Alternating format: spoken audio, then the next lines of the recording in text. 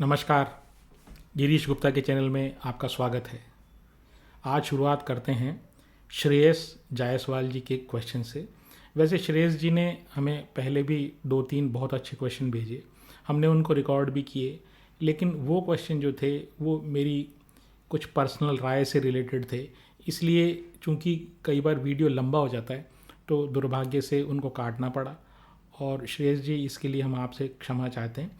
ये क्वेश्चन हम आपका जो है बहुत अच्छा क्वेश्चन है ये भी, और ये हम ले रहे हैं। तो श्रेयस जी ने ये पूछा है कि हाल ही में जो भारत और ब्रिटेन के बीच में फ्री ट्रेड एग्रीमेंट हुआ है उसका क्या मतलब है और उसका भारतीय कंपनियों के ऊपर क्या प्रभाव पड़ेगा। तो देखिए, पहले तो ये समझ लेते हैं कि ये फ्री ट्रेड एग्रीमेंट क्या है। तो देखिए, ये फ्री ट्रेड का मतलब ये नहीं है कि फ्री में ट्रेड या ज़ीरो ड्यूटी वाले ट्रेड, जो जनरली कन्फ्यूज़न जिस चीज़ से क्रिएट होता है कि भाई ये इसमें दोनों देशों के ने आपस में जो टैरिफ या टैक्सेस जो है ना, जिसको कस्टम ड्यूटी आप ये बोल रहे, टैरिफ का मतलब कस्टम ड्यूटी, तो वो जो ड्यूटीज़ है ना वो ज़ीरो कर ली है। ऐसा नहीं है। फ्री ट्रेड का मतलब निर्बाध, यानी कि कुछ ऐसी चीज़ें कि भाई आप भी जो है ना, एक जैसे ब्रिटेन भी आसानी से अपने जो प्रोडक्ट्स हैं, अपने देश के उत्पाद हैं, वो भारत में एक्सपोर्ट कर सके, और भारत के जो प्रोडक्ट्स हैं वो भी आसानी से निर्बाधित रूप से ब्रिटेन में जा सकें और उनके ऊपर कोई बहुत ज़्यादा बंदिश नहीं हो। अब बंदिश कई फॉर्म में हो सकती है, उसमें एक सबसे बड़ा जो कॉमन फॉर्म है वो है टैरिफ। अब टैरिफ का क्या मतलब, जैसे भारत ने यहाँ से कुछ एक्सपोर्ट किया और ब्रिटेन ने उसके ऊपर कस्टम ड्यूटी लगा दी, तो जो ब्रिटेन में जो पार्टनर भारत से एक्सपोर्ट होने वाले माल पर, यानी वहाँ पर जो इंपोर्ट कर रहा है व्यक्ति, तो वो ब्रिटिश इंपोर्टर को वो सामान महंगा पड़ता है अगर ब्रिटेन ने उसके ऊपर कस्टम ड्यूटी लगा दी। तो 100 रुपये का माल है, ब्रिटेन ने कस्टम ड्यूटी उस पर 50 रुपये लगा दी, तो इंपोर्टर को, ब्रिटिश इंपोर्टर को वो माल 150 रुपये का पड़ेगा। जो सारा किस्सा हमारे डोनाल्ड ट्रंप साहब अभी कर रहे हैं, जिसमें हायर ड्यूटी लगा दी, तो आप भारत से या विश्व के अन्य देशों से जो भी माल आ रहा है अमेरिका में वो महंगा पड़ रहा है। तो ये जो ट्रेड एग्रीमेंट है, इसमें ये दोनों देशों ने ये तय किया है कि आपस के जो उत्पाद हैं, यानी ब्रिटेन भारत में जो एक्सपोर्ट कर रहा है कुछ चीज़ें, उन पे ड्यूटीज़ कम कर दी जाए, यानी आप कस्टम ड्यूटी की बात समझें, ठीक है, वो आप ब्रिटेन के जो उत्पाद हैं उस पर भी कम कर दी जाए, और भारत जो एक्सपोर्ट करता है उस पर भी जो टैक्सेस जो है ना, यानी ड्यूटीज़ हैं, वो कम कर दिया जाए। अब पहले की स्थिति ये समझ लेते हैं कि पहले क्या स्थिति थी। तो पहले भारत और ब्रिटेन के बीच में जो व्यापार हुआ करता था उसमें भारत को एडवांटेज था, यानी कि भारत जितना एक्सपोर्ट करता था वो ज़्यादा था और जितना इंपोर्ट करता था वो कम था। ब्रिटेन से जितना इंपोर्ट करता था वो कम था। तो नेट जो है ना, जितना एक्सपोर्ट और इंपोर्ट में जो डिफरेंस था वो $10 बिलियन का लगभग था। अब ये जो फ्री ट्रेड एग्रीमेंट है, इसके बाद क्या स्थिति आएगी, इसके भी बाद में जो स्थिति होगी वो जो बैलेंस ऑफ ट्रेड है, यानी कि ये जो बैलेंस ऑफ ट्रेड का मतलब, जैसे भारत के प्रति बैलेंस ऑफ ट्रेड का मतलब, अभी जो है एक्सपोर्ट जिस कंट्री का ज़्यादा होता है, जिस तरफ एक्सपोर्ट, जिस कंट्री का एक्सपोर्ट ज़्यादा होता है उस तरफ ऐसा बोलते हैं कि बैलेंस ऑफ ट्रेड झुका हुआ है। तो जब ये स्थिति हो जाएगी, जब दोनों के आपस में फ्री ट्रेड एग्रीमेंट भारत और ब्रिटेन के बीच में हो गया, तो इसके बाद स्थिति ये होएगी कि जो बैलेंस ऑफ ट्रेड जो $10 बिलियन का था ना, वो थोड़ा सा शिफ्ट हो जाएगा और वो थोड़ा सा ब्रिटेन की तरफ आ जाएगा। तो बैलेंस ऑफ ट्रेड इसको बोलते हैं। दोनों, मतलब दोनों को फ़ायदा होगा। अब इसमें जो मेन 2 इंडस्ट्रीज़ है ना, वैसे तो देखिए, जो भारत से जो ब्रिटेन में चीज़ें एक्सपोर्ट होती हैं उसमें टेक्सटाइल है, ऑटो कंपोनेंट्स हैं, फार्मा है, आईटी सर्विसेज है, जेम्स एंड ज्वेलरी है, और इस तरह की चीज़ें। और ब्रिटेन से जो इंपोर्ट भारत करता है उसमें डेयरी प्रोडक्ट्स हैं, एग्रीकल्चर प्रोडक्ट्स हैं, है ना वो, और साथ ही में जो शराब से रिलेटेड प्रोडक्ट है, जैसे स्कॉटलैंड की जो स्कॉच आती है, वो इस तरह के जो वाइन से रिलेटेड प्रोडक्ट्स हैं। तो अब जो मेजर डिफरेंस, जो मेजर इम्पैक्ट जिन 2 सेक्टर्स के ऊपर आएगा, वो सेक्टर हम डिस्कस कर लेते हैं। वो एक पे पॉजिटिव इम्पैक्ट आएगा और एक पर नेगेटिव इम्पैक्ट आएगा। और वो जो सेक्टर है जिससे पॉजिटिव इम्पैक्ट आएगा, जिनके शेयर्स के, उसका थोड़ा सा हम शेयरों के नाम भी लेंगे, और जो नेगेटिव इम्पैक्ट आएगा वो शराब की कंपनीज़ के ऊपर आएगा। तो पॉजिटिव इम्पैक्ट टेक्सटाइल इंडस्ट्री के ऊपर आएगा, जो नेगेटिव इम्पैक्ट है वो शराब बनाने वाली कंपनीज़ के ऊपर आएगा। तो पहला मेरा निवेदन आपको ये है कि आप इस चीज़ को पहले समझ लें, टेक्सटाइल इंडस्ट्रीज़ के किस किस कंपनी पे क्या क्या इम्पैक्ट आएगा। सिर्फ मैं नाम लूँगा कंपनीज़ के, है ना, लेकिन आपको जाके उनको ख़रीदना नहीं है। पहले उनको आप आराम से पढ़ें, उस कंपनी के बारे में समझें और मोमेंटम में चेज़ ना करें, उनको जाके तुरंत लेने की कोशिश ना करें। अगर आप चाहते हैं कि किसी कंपनी का एनालिसिस आप चाहते हैं, जो टेक्सटाइल कंपनीज़ का मैं नाम लूँगा उनमें से, तो आप मुझे कमेंट सेक्शन में लिख के भेज दें, मैं उनको एक एक करके धीरे धीरे एनालाइज कर दूंगा। और उसके बाद आप आराम से आपके सामने एक प्लेटफॉर्म होगा, एक फ्रेमवर्क होगा, जिसके आधार पर आप आराम से खरीदने या बेचने का निर्णय ले पाएंगे। तो जो टेक्सटाइल इंडस्ट्री, देखिए उसमें हुआ क्या है, मैं पहले आपको बता देता हूँ कि जो टेक्सटाइल इंडस्ट्री, भारत जो है ना, वो यूके जो है वो भारत का तीसरा सबसे बड़ा एक्सपोर्ट मार्केट है टेक्सटाइल के पॉइंट ऑफ व्यू से। मतलब टेक्सटाइल में जो ब्रिटेन है वो वहाँ पर भारत तीसरे नंबर पर सबसे ज़्यादा एक्सपोर्ट करता है। और इसके जो मेन कॉम्पिटिटर है ना, वो हैं बांग्लादेश और वियतनाम। अब हो क्या रहा है, जैसे ही फ्री ट्रेड एग्रीमेंट भारत और ब्रिटेन के बीच में हो गया, तो एक चीज़ क्या होती है कि ये दो जो बाकी कॉम्पिटिटर हैं उनसे तो फ्री ट्रेड एग्रीमेंट नहीं हुआ, तो उनके ऊपर तो जो एग्जिस्टिंग टैरिफ है ना, यानी कस्टम ड्यूटीज़ जो लगाई हुई है ना ब्रिटेन में, वो चलती रहेंगी। और भारत के साथ चूंकि फ्री ट्रेड एग्रीमेंट हो गया, तो इसके कारण यहाँ पर टेक्सटाइल पर जो पहले 8 से 12% ड्यूटी लगाई जाती थी, वो अब घट के 0 हो गई है। इसका मतलब क्या हुआ? इसका मतलब ये हुआ कि पहले 100 का माल जो ब्रिटेन में आके अगर 12% ड्यूटी है तो 112 का पड़ता था, वो अब 100 का माल 100 में ही पड़ेगा। लेकिन वियतनाम और बांग्लादेश की जो एक्सपोर्टर्स हैं उनको वो माल 112 में पड़ेगा। ठीक है, अब इससे क्या फ़ायदा होता है? वो चीज़ सस्ती हो गई तो पहली बात तो आप एक प्रेफर्ड पार्टनर हो गए। भाई सस्ता माल चाहिए ना, क्वालिटी मान लीजिए सेम है, और अगर ब्रिटिश इंपोर्टर को वो चीज़ सस्ती पड़ रही है, गारमेंट सस्ते पड़ रहे हैं, तो ऑफकोर्स सस्ते वाले से मंगाएगा, वो इंडिया से इंपोर्ट करेगा। दूसरी बात ये, जो इंडिया वाले को क्या फ़ायदा है कि सस्ता माल अगर उसने बेच दिया, जैसे 100 का माल उसने 100 का एक्सपोर्ट कर दिया यहाँ से, तो मार्केट शेयर गेन हो गया। यानी अब आप बांग्लादेश और वियतनाम का माल नहीं मंगा रहे हैं ना, तो मार्केट में इंडिया का माल ज़्यादा चल रहा है, तो मार्केट शेयर गेन हो गया। मान लीजिए आपने रेट नहीं तोड़ी, यानी आप जो है 112 में ब्रिटिश इंपोर्टर को पड़ता था, अब आप ये कह दो यार मैं तो 112 का इसको पड़ता था, पहले भी तो ले रहा था यार 112 में ये, तो अब मैं ज़्यादा रेट कम नहीं करूँगा, मैं 106 में बेच दूंगा ज़्यादा से ज़्यादा, 100 का 6 का मुनाफा तो लूँ भाई, 100 में नहीं बेच रहे हो आप। ठीक है, अब आपने कहा मैं भाई 106 में बेचूंगा, तो अब वो 6 रुपये जो है ना, वो आपका एक्स्ट्रा मार्जिन आ गया। तो या तो मार्जिन बढ़ेगा या मार्केट शेयर बढ़ेगा। मार्केट शेयर से बढ़ने से क्या होता है कि जो दूसरा कॉम्पिटिटर होता है ना, वो आपका ख़त्म हो जाता है। ठीक है, उसकी चीज़ अनकम्पिटिटिव हो गई। तो ये सारा टेक्सटाइल इंडस्ट्री में भारत के एक्सपोर्टर्स को फ़ायदा होने वाला है। तो अब ये मैं बताऊं आपको कि किन किन कंपनीज़ को इससे फ़ायदा होगा। देखिए, खरीदने बेचने की राय नहीं है, मैं फिर आपसे कह रहा हूँ एक बार आप इनको स्टडी करें और उसके बाद एकदम से जाके लेने की कोशिश ना करें। तो पहली कंपनी जिसको फ़ायदा होगा वो है गोकुलदास एक्सपोर्ट्स। दूसरी कंपनी है किटेक्स गारमेंट। ये किटेक्स गारमेंट का आज हमने बिजनेस एनालिसिस भी किया है। केपीआर मिल्स, वेलस्पन लिविंग का हम ऑलरेडी वीडियो बना चुके हैं, मैं लिंक डिस्क्रिप्शन में डाल दूंगा, तो आप वहाँ से जाके वेलस्पन लिविंग के बारे में, के बिज़नेस के बारे में आप जान सकते हैं। फिर इसके बाद वर्धमान टेक्सटाइल्स।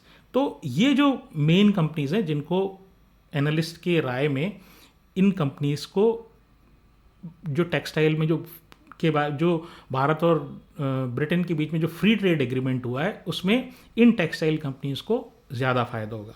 इसके बाद बात करते हैं नेगेटिव सेक्टर की। जो नेगेटिव सेक्टर है वो है अल्कोहलिक बेवरेजेस, यानी शराब। तो उस शराब में क्या है कि भारत में जो 150% टैरिफ लगाया था, यानी कि ब्रिटेन से जो शराब आती थी उस पर 150% जो टैरिफ था उसको घटाकर इमीडिएटली घटाकर 75% कर दिया गया। और इस 75 को भी over a period of 10 years यानी 10 साल में इसको भी धीरे धीरे धीरे कम कर कर लगभग 40% ड्यूटी पर ले आया जाएगा। अब इससे जो प्रभावित होने वाली जो कंपनीज है ना, उनका नाम मैं आपको बता देता हूँ। वो है सोम डिस्टिलरी, रेडिको खेतान और पिकार्डिली एग्रो। अब इसमें क्या है कि इसमें भी आपको कंपनीज को छांटना पड़ेगा। ये जो इंपोर्ट होती है शराब वहाँ से, जिसको स्कॉच विस्की बोलते हैं, वो जो स्कॉच जो इंपोर्ट होती है वो इंपोर्ट प्रीमियम ब्रांड की होती है। तो अगर कोई कंपनी, कोई एल्कोहलिक बेवरेजेस या शराब बनाने वाली कंपनी अगर लोअर लेवल की या प्रीमियम ब्रांड के सेगमेंट में नहीं है, प्रीमियम सेगमेंट में अगर वो नहीं है, या तो मिड रेंज में और लोअर रेंज में अगर वो है, तो उसको इस टैरिफ से, ब्रिटेन के शराब के टैरिफ घटने से उसको कोई फ़र्क नहीं पड़ेगा। लेकिन अगर वो प्रीमियम सेगमेंट में, तो वहाँ पर, और स्पेशली स्कॉच बनाती है वो, तो उससे उन कंपनीज को फ़र्क पड़ेगा। फिर क्या है, कुछ जो कंपनीज हैं वो इंपोर्ट करती हैं स्कॉच, कहाँ से? ब्रिटेन से। और इंपोर्ट करने के बाद उसको वो ब्लेंडिंग कर देती है। ब्लेंडिंग मीन्स दूसरी तरह की जो उसमें इंडियन की क्वालिटी जो है ना, इंडियन एल्कोहलिक बेवरेजेस जो है ना, उसमें मिक्स कर देती है, और वो ब्लेंडेड जो है ना वो बाज़ार में वो चलाती हैं। तो वो जो ये काम करती हैं कंपनीज, उन कंपनीज को एक्चुअली फ़ायदा होने वाला है। क्यों? क्योंकि अब जो वो स्कॉच को, जो प्रीमियम ब्रांड को या प्रीमियम क्वालिटी की शराब को वो जो इंपोर्ट करेंगी, वो उस पर ड्यूटी 150% से घट के 75% हो गई है। तो आपको कंपनी बाई कंपनी छांटनी है।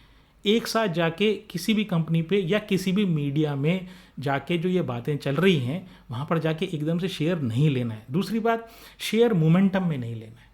शेयर जब नीचे आए तब लेना है, तसल्ली से बैठ के तब लेना है, तब तसल्ली से आराम से लेना है। ठीक है, एक शेयर चला गया कोई बात नहीं, हाथ से निकले कोई बात नहीं, कल फिर वो नीचे आएगा। हर शेयर नीचे आता है। ये शेयर बाज़ार और सारे शेयर हैं साइक्लिकल होते हैं। तो इसलिए आप चिंता ना करें, 1-2 शेयर, 5 शेयर, 10 शेयर छूट जाएं तो कोई फ़र्क नहीं है। लेकिन लेना समझ के, पढ़ कर है, और इम्पैक्ट जान कर है कि इस फ्री ट्रेड एग्रीमेंट का आपके शेयर पे क्या प्रभाव पड़ेगा। इसको जब तक आप अच्छे से नहीं समझ लें तब तक शेयर जाके नहीं लेना है और नीचे लेवल पे लेना है। तो खैर, अब बात करते हैं क्वेश्चन आंसर की। तो तरुण कुमार शर्मा जी जो है ना, वो अक्षिता कॉटन के बारे में जानना चाहते हैं। तो देखिए तरुण जी, ये जो कॉटन जो है ना, यहाँ पर ये कॉटन, अब ये कॉटन ही कॉटन है, ये गारमेंट से रिलेटेड नहीं है। ठीक है, तो देखिए ये क्या करती है कंपनी। तो ये कंपनी गुजरात बेस्ड कंपनी है। 2013 में कंपनी की स्थापना हुई, और ये कपास को प्रोसेस करती है और एक्सपोर्ट करती है। तो इसका देखिए प्रोसेस समझ लेते हैं, बड़ी इंटरेस्टिंग।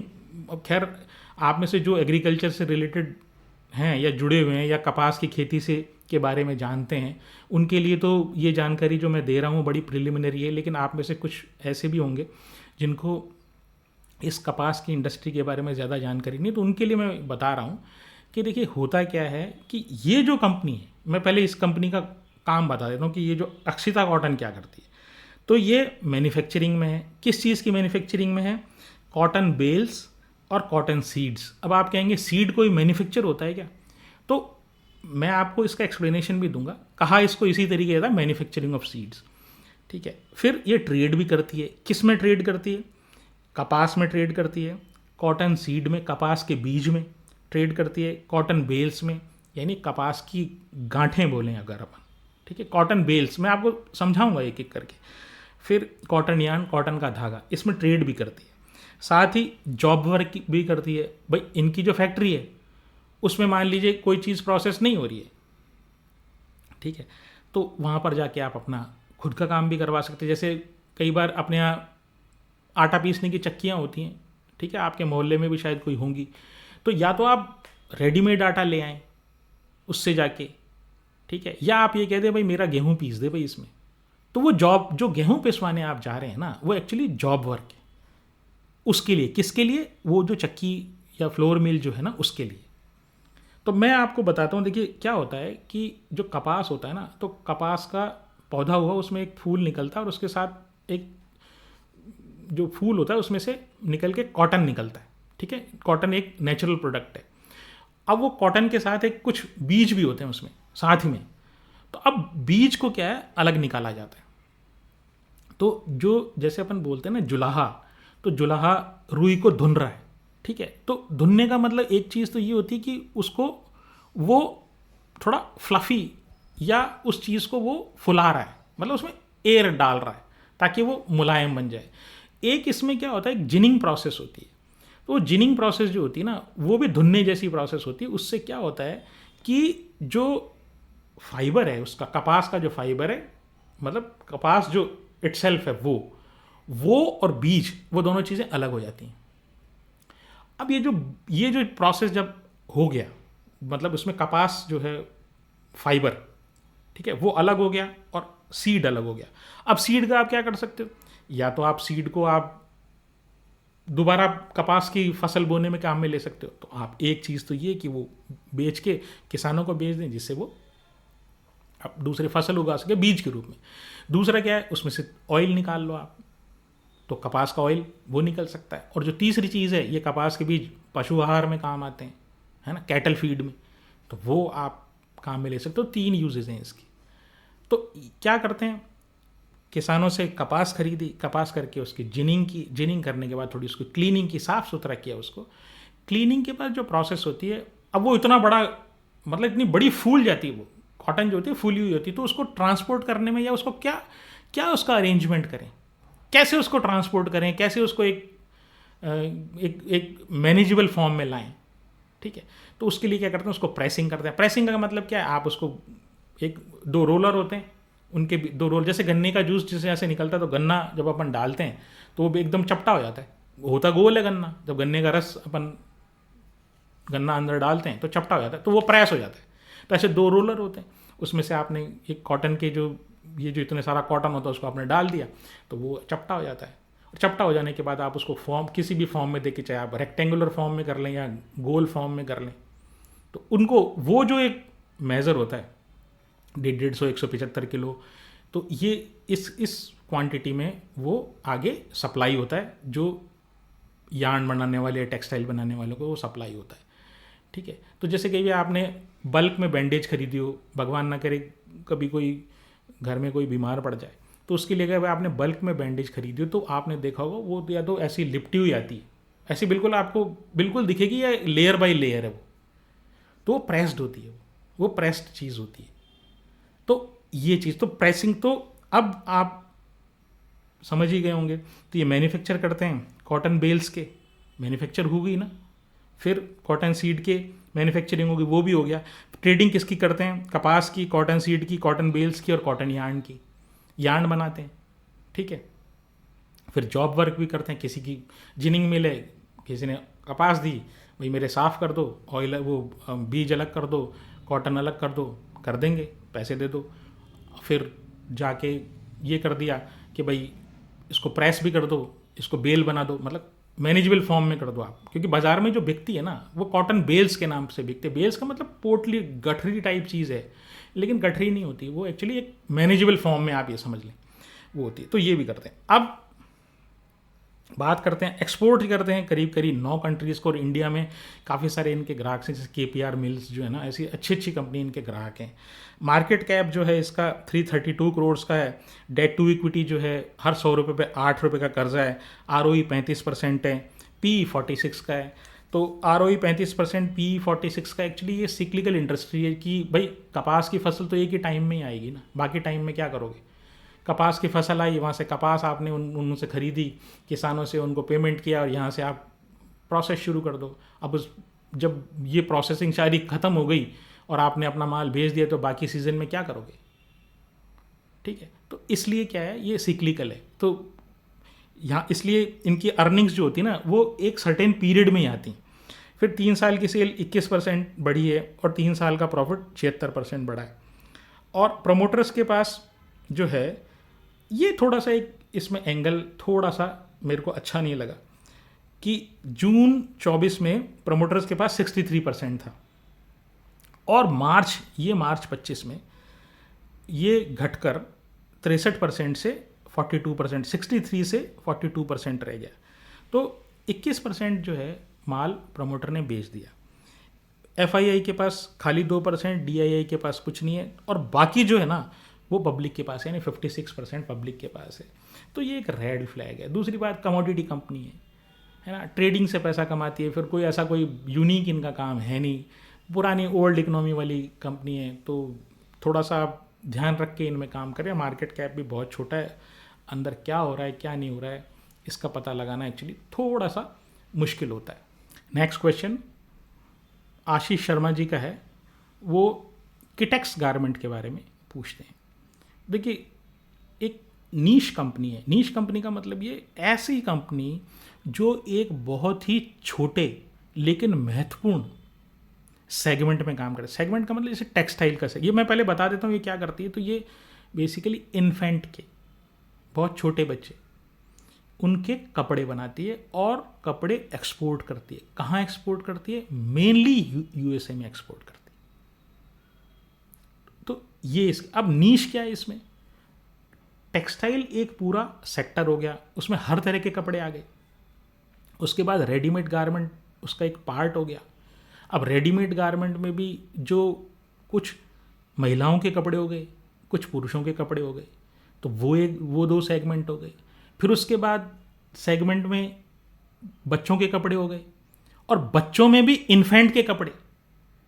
तो वो इन्फेंट का मतलब वो छोटे बच्चों के, ठीक है, 3-4 साल तक के बच्चों के लिए वो जो कपड़े होते हैं, 5 साल तक के वो एक्चुअली ये इन्फेंट वियर बनाते हैं।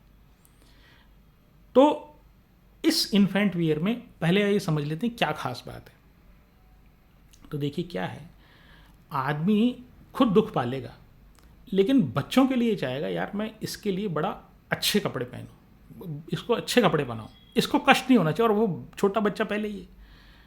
तो होता क्या है कि ये जो होती है ना, ये कपड़े बड़े ही कस्टमाइज्ड होते हैं। कस्टमाइज इन द मतलब कि इस तरह के कपड़े ही चाहिए, ठीक है भाई।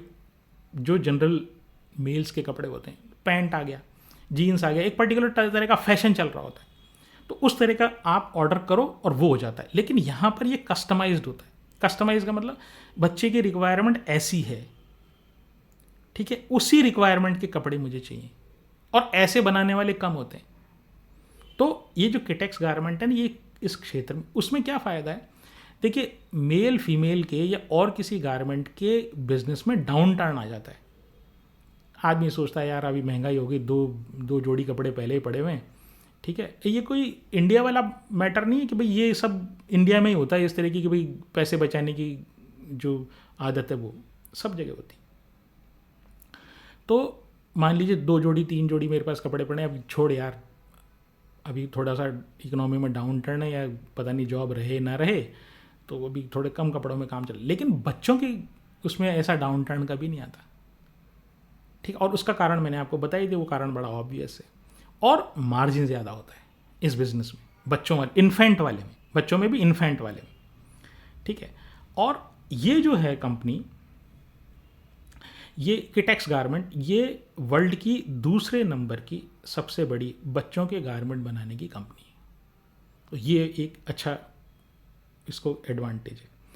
अब ये जानने की कोशिश करते हैं कि आखिर ये जो कंपनी है, इस कंपनी को क्या कॉम्पिटिटिव एडवांटेज है, या इस इंडस्ट्री में ऐसा क्या हो रहा है जिससे इस कंपनी को बेनिफिट होने वाला है। तो पहले एक जनरल बात ये समझिए कि ये जो चाइना है ना, वो हर कंट्री चाइना के ऊपर अपनी डिपेंडेंस जो है ना वो कम करना चाहता है। तो उसको चाइना +1 स्ट्रेटेजी बोलते हैं, यानी चाइना के अलावा जो जहाँ से हम कपड़े बनवाते हैं या कोई भी सामान खरीदते हैं, उसके अलावा एक कंट्री और होना चाहिए जो कभी चाइना में प्रॉब्लम आए या कभी चाइना प्रॉब्लम करने की कोशिश करे तो उसके दबाव में हम नहीं आए, और उस दूसरे कंट्री से हम अपना सामान सोर्स कर लें या वहाँ से मंगवा लें। तो ये चाइना +1 स्ट्रेटेजी।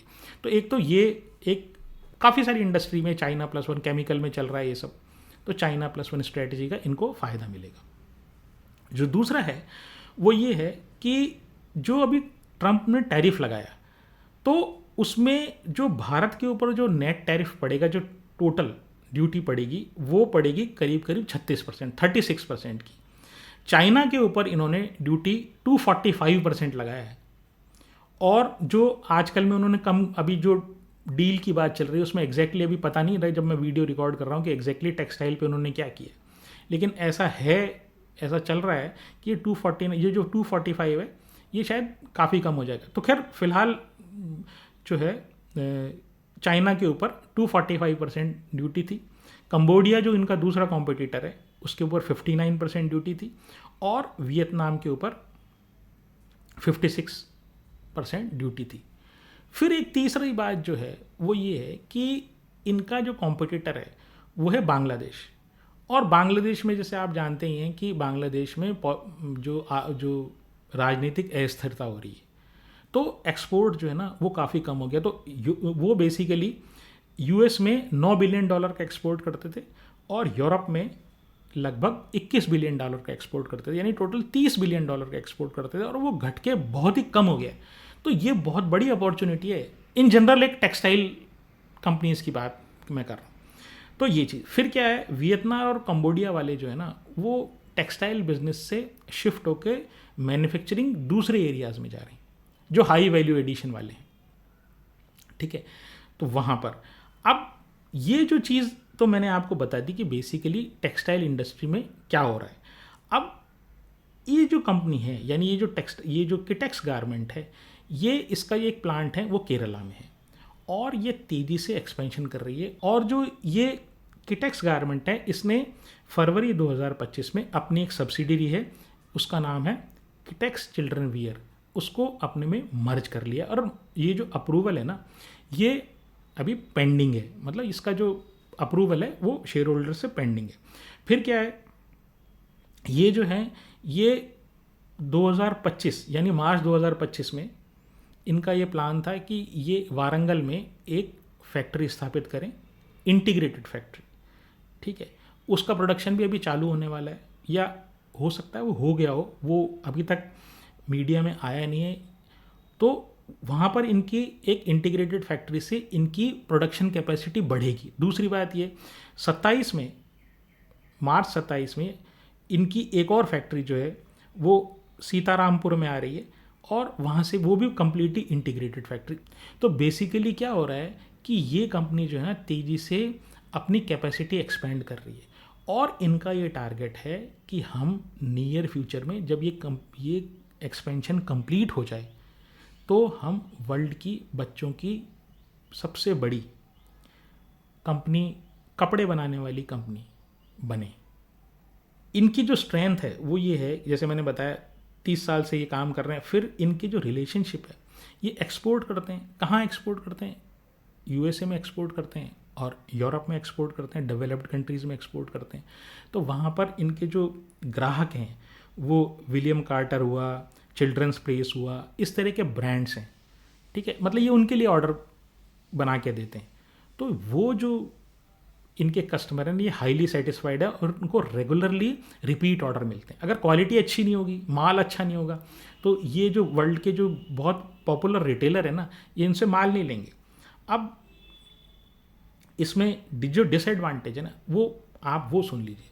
डिसएडवांटेज इसमें ये है कि 92% इनका जो एक्सपोर्ट है वो अमेरिका से होता है, और बाकी केवल 8% जो है ना वो दूसरी कंट्रीज़ में है। तो हाईली कंसंट्रेटेड इनका पोर्टफोलियो है, यानी कि इनका जो एक्सपोर्ट का जो बिजनेस है वो हाईली यूएस डिपेंडेंट है, ठीक है। काम इनका अच्छा चल रहा है, लेकिन ये जो टैरिफ का किस्सा आया तो इनको बहुत ज़ोरदार तरीके से मार भी पड़ी। और अब जो ये फ्री ट्रेड एग्रीमेंट वाला जिसका हमने वीडियो के शुरू में हमने जिक्र किया, उससे इनको कितना बेनिफिट होगा, क्योंकि केवल 8% सेल इनकी है ना, 8% वो एक्सपोर्ट से बाकी रेस्ट ऑफ द वर्ल्ड से आ रही है। तो इसमें कितना ब्रिटेन का है, ठीक है, और वो उसमें कितना इनको फ़ायदा होगा वो भी देखने वाली बात है।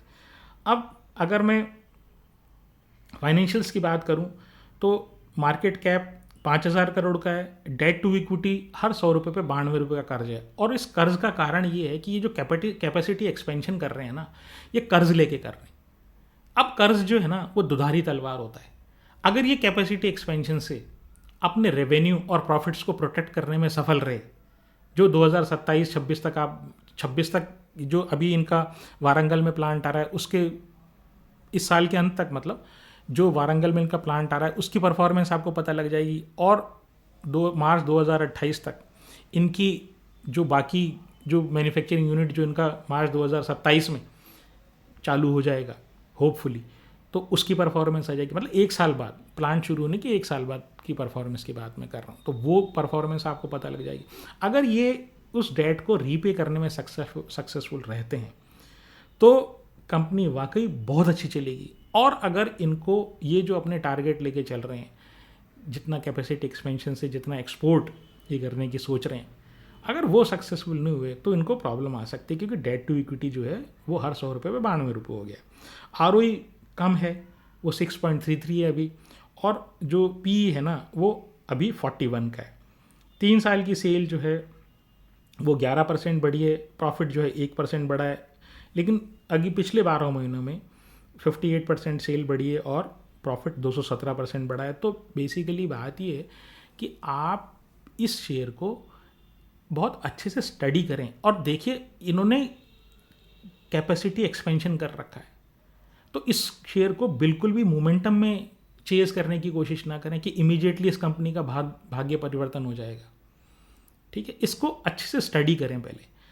अब जो इनका जो कैश कन्वर्जन साइकिल है वो करीब करीब 308 दिन का है। यानी 1 रुपया का माल, ये जो 1 रुपया जब अपने बिजनेस में इन्वेस्ट करते हैं वो घूम फिर के, है ना, वो घूम फिर के आपके पास 308 दिन में वापस आता है। तो एक ये भी कारण है कि इनको वर्किंग कैपिटल जो है उसकी रिक्वायरमेंट ज़्यादा होती है। प्रमोटर के पास 57% है और काफ़ी टाइम से ये 57% ही है, तो ये अच्छी बात है। FII के पास 1% है, DIE के पास भी 1% है और पब्लिक के पास रेस्ट 41% है। तो आज के लिए इतना ही। नमस्कार, धन्यवाद, जय हिंद।